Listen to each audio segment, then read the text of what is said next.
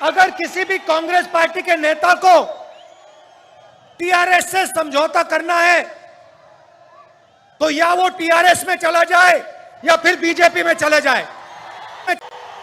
आप अगर किसी भी कांग्रेस पार्टी के नेता को टीआरएस से समझौता करना है तो या वो टीआरएस में चला जाए या फिर बीजेपी में चले जाए।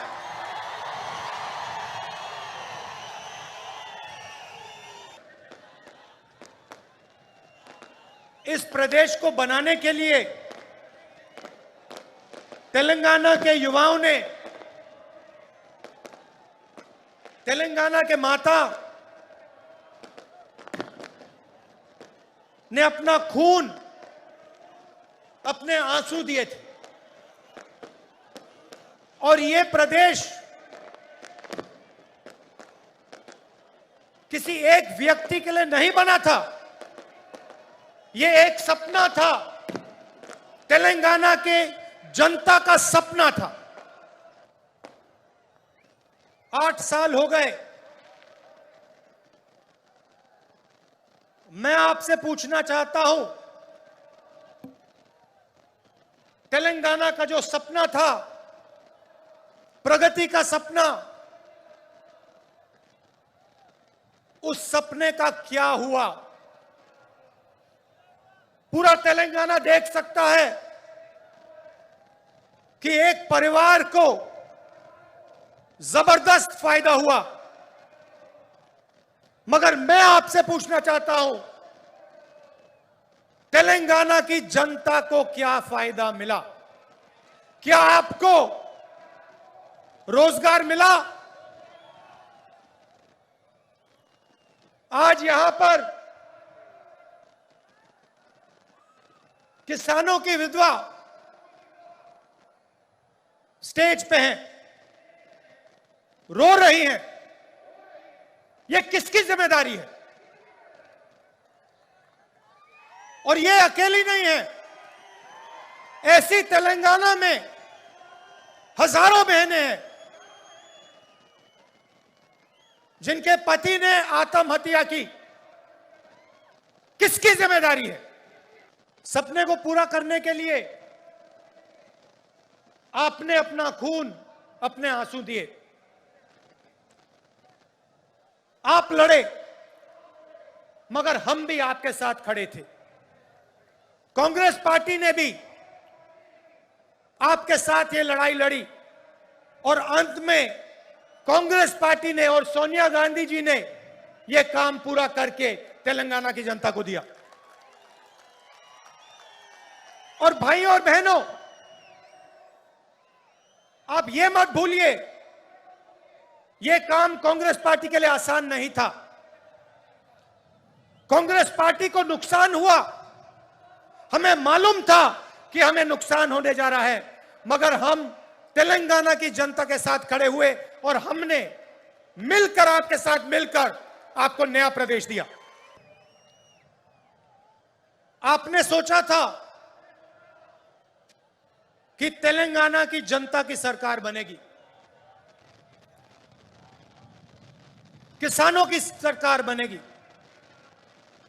मजदूरों की सरकार बनेगी, गरीबों की सरकार बनेगी। पता लगा जनता की सरकार नहीं बनी। आज तेलंगाना में कहा जाता है कि चीफ मिनिस्टर है, मगर ये चीफ मिनिस्टर नहीं है, ये राजा हैं। राजा और मुख्यमंत्री में क्या फर्क होता है? मुख्यमंत्री जनता की आवाज को सुनता है, राजा जनता की आवाज को नहीं सुनता है। राजा जो करना चाहता है वो कर डालता है।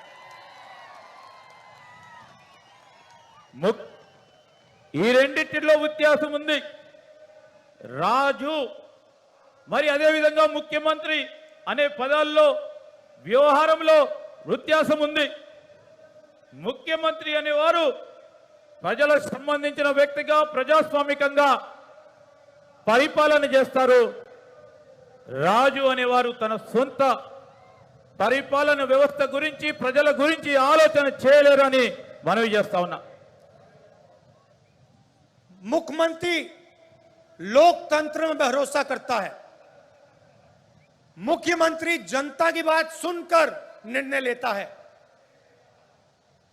राजा को लोकतंत्र से कुछ लेना देना नहीं. जो राजा के दिल में आता है वो राजा कर देता है. यह फर्क है. किसानों ने हमें कहा कि हमें कर्जा माफी की जरूरत है और हमें 2,500 रुपए आप दीजिए. हमने उनकी आवाज सुनी और आज आप जाइए, छत्तीसगढ़ जाइए और वहां पूछिए धान के लिए क्या दाम मिलता है. पूरा छत्तीसगढ़ का किसान आपको बताएगा कि छत्तीसगढ़ में 2,500 रुपए पर धान मिलता है. आज आपके जो चीफ मिनिस्टर हैं किसानों की आवाज नहीं सुन रहे हैं. 2-3 बड़े उद्योगपतियों की आवाज सुनते हैं, उनके लिए काम करते हैं, मगर किसानों की आवाज नहीं सुनते हैं. और जो छत्तीसगढ़ के किसान ने कहा था वही तेलंगाना का किसान कह रहा है. तेलंगाना का किसान कह रहा है कि मिर्ची के लिए, धान के लिए हमें सही दाम चाहिए और हमारा कर्जा माफ होना चाहिए. तेलंगाना के किसी भी किसान को घबराने की जरूरत नहीं है. जैसे ही कांग्रेस पार्टी की यहां सरकार बनेगी वैसे 2 लाख रुपए का कर्जा माफ होगा और आपको सही एमएसपी मिलनी शुरू हो जाएगी. आपको ज्यादा समय रुकने की जरूरत नहीं है. आप घबराइए मत, डरिए मत. यह काम कुछ ही महीने में कांग्रेस पार्टी करके आपको दे देगी. खोखले शब्द नहीं है. यह तेलंगाना के सपने को पूरे करने का पहला कदम है. किसानों की मदद, किसानों की रक्षा के बिना तेलंगाना का सपना पूरा नहीं हो सकता है. ఈరోజు ఇవి మేము చెప్పే మాటలు వట్టి మాటలు కాదు. ఏ కలతోని ఈ తెలంగాణ రాష్ట్రం ఏర్పడ్డదో, ఈ తెలంగాణ రైతులు వారి జీవితాల్లో ఇంకా మెరుగైన జీవితాలను చూస్తామని ఆలోచన చేశారో, ఈ తెలంగాణ రైతుల ప్రగతి గురించి ఖచ్చితంగా మేమిచ్చిన మాటను నిలబెడతామని మనవి చేస్తా ఉన్నాం. अभी हमने वरंगल डिक्लेरेशन किया और उसमें हमने तेलंगाना के किसानों से वायदे किए. मैंने कर्जा माफी की बात की, एमएसपी की बात की, 15,000 रुपए प्रति एकड़ डायरेक्ट बेनिफिट हम किसानों को देने जा रहे हैं. और रेवंत जी ने पूरा डिक्लेरेशन पढ़ा. यह सिर्फ एक डिक्लेरेशन नहीं है, यह किसानों के लिए कांग्रेस पार्टी की गारंटी है. और यह हम इसलिए कर रहे हैं क्योंकि हम जानते हैं कि अगर किसान कमजोर रहेगा तो तेलंगाना का सपना पूरा कभी नहीं हो सकता है. क्योंकि किसान ही इस प्रदेश की नींव है, फाउंडेशन है. मैंने पहले आपसे सवाल पूछा था कि तेलंगाना के साथ धोखा किसने किया. तेलंगाना का जो सपना था उससे किसने धोखा किया. तेलंगाना से हजारों करोड़ रुपए किसने चोरी किए. उस व्यक्ति का नाम क्या है. नहीं, सुनाई नहीं दिया, फिर से बोलिए. क्या नाम है उसका. तो आप एक बात अच्छी तरह समझ लीजिए और कांग्रेस का हर नेता, हर कार्यकर्ता इस बात को अच्छी तरह समझे, जिस व्यक्ति ने तेलंगाना के साथ धोखा किया है, जिस व्यक्ति ने तेलंगाना से चोरी की है, जिस व्यक्ति ने तेलंगाना के सपने को नष्ट किया है, उसके साथ कांग्रेस पार्टी का कोई समझौता नहीं होगा। और अगर यह सवाल आज के बाद किसी भी कांग्रेस नेता ने उठाया, उसको हम कांग्रेस पार्टी से बाहर कर देंगे। वो कोई भी हो, कितना भी बड़ा हो, उसको हम पार्टी से बाहर कर देंगे। आप अगर किसी भी कांग्रेस पार्टी के नेता को टीआरएस से समझौता करना है, तो या वो टीआरएस में चला जाए या फिर बीजेपी में चला जाए।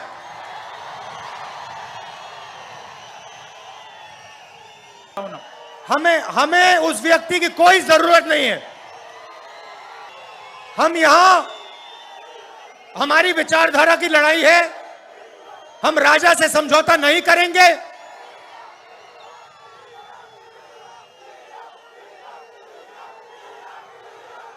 हम टीआरएस को चुनाव में हराएंगे। टीआरएस को चुनाव में हराएंगे और सीधी कांग्रेस पार्टी और टीआरएस की लड़ाई होगी। और एक बात और याद रखिए, जिस व्यक्ति ने तेलंगाना के सपने को नष्ट किया और तेलंगाना के किसानों से, मजदूरों से, युवाओं से लाखों करोड़ रुपए चोरी किए, उसको हम माफ नहीं करने वाले हैं।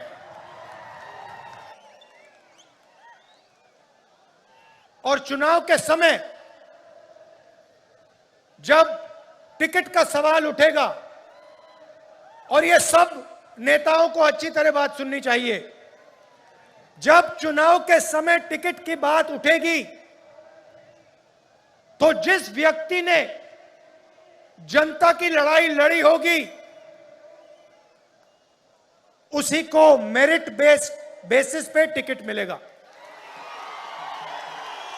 चाहे आप कितने भी बड़े हो, आप कोई भी हो, अगर आप किसानों के साथ नहीं खड़े थे, अगर आप गरीबों के साथ नहीं खड़े थे,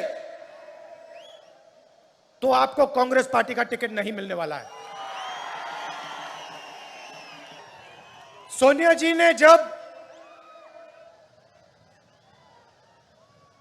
तेलंगाना आपको दिया,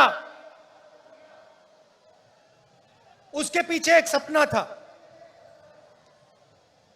तेलंगाना की जो आवाज थी,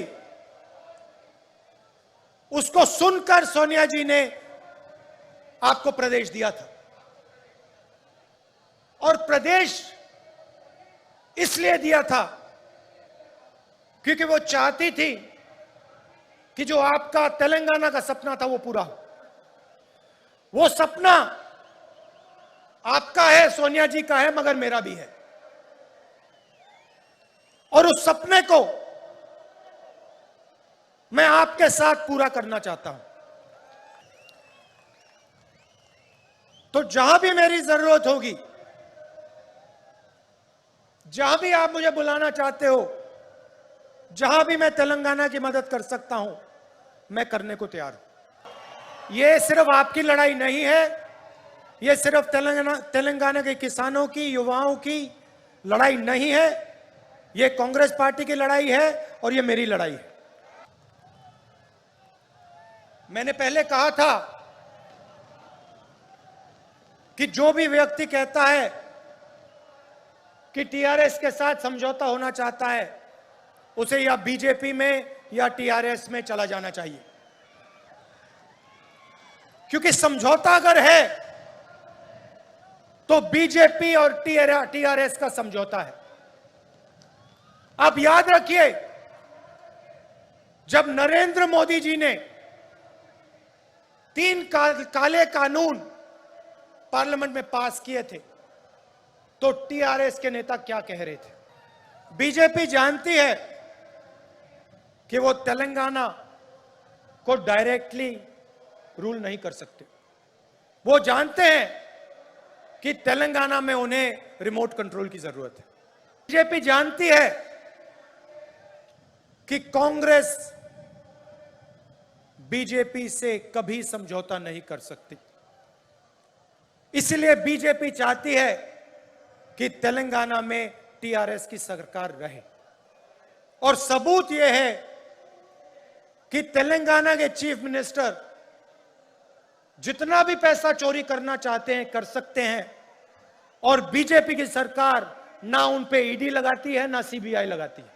किसानों के लिए थी, किसानों को भरोसा देने के लिए थी, वरंगल डिक्लेरेशन के लिए थी। हम चाहते थे कि तेलंगाना के किसानों को मालूम हो कि कांग्रेस पार्टी एक साथ उनके साथ खड़ी है और उनकी पूरी मदद करने जा रही है। किसानों को हमने इसलिए मैसेज दिया क्योंकि वो इस प्रदेश की नींव है, फाउंडेशन है। अगली रैली में हम आदिवासियों को ऐसा ही मैसेज देना चाहते हैं, और उनकी जो लड़ाई है 10% रिजर्वेशन की जो लड़ाई है उसमें हम उनकी पूरी मदद करने जा रहे हैं। बनने के बाद आपने टीआरएस को 2 बार मौका दिया और टीआरएस ने तेलंगाना के जनता को धोखा दिया। अब आप कांग्रेस पार्टी को एक मौका दीजिए और किसानों की, गरीबों की सरकार हमें बनाने दीजिए। आज शाम आप दूर दूर से मेरी बात सुनने आए, इसके लिए आप सबको दिल से धन्यवाद। नमस्कार, जय हिंद।